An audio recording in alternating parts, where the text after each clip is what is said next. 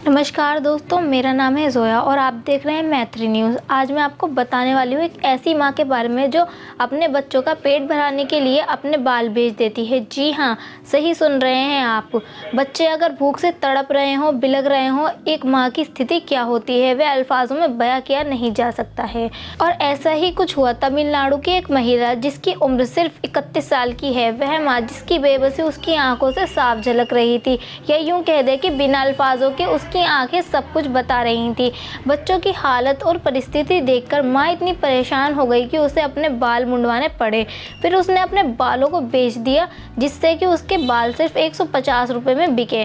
बालों को बेचकर उसने सबसे पहले अपने बच्चों के लिए खाना खरीदा और अपने बच्चों को पेट भर खिलाया। महिला का जो पति था, जी हाँ, महिला का जो पति था वह 7 महीने पहले ही आत्महत्या कर चुका था।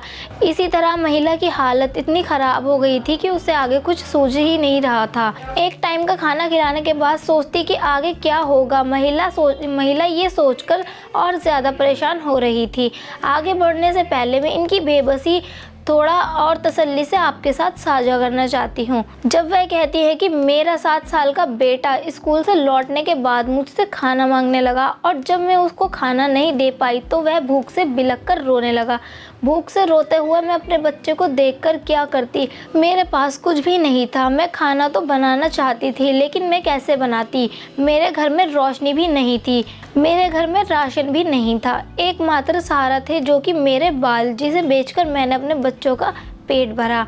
मैं अपने रिश्तेदारों के पास गई और उनके आगे गिड़गिड़ाई और मैंने बहुत लोगों से भी मदद मांगी, लेकिन किसी ने मेरी मदद नहीं की। किसी ने मेरी तरफ पलटकर भी नहीं देखा। मैं बिल्कुल अकेली हो चुकी थी। इसकी वजह से वह बहुत परेशान हो गई थी और उसने फैसला किया कि वह आत्महत्या कर लेगी, लेकिन उसे आसपास के लोगों ने आकर बचा लिया और फिर लोगों ने उसकी मदद के लिए पैसे दिए, जिससे कि उसके पास खाने के लायक पैसे आए। फिर उसने अनुरोध किया कि आगे का पैसा वह मेहनत करके खुद इकट्ठा कर लेगी और अपना सारा कर्ज चुका देगी, और एक दिन ऐसा आएगा जब उनका कर्ज ज़रूर ख़त्म हो जाएगा। लेकिन जब मामला प्रशासन के पास पहुंचा, उनके ध्यान में आई इनकी मदद के लिए दूध बेचना तरीका बहुत बढ़िया है।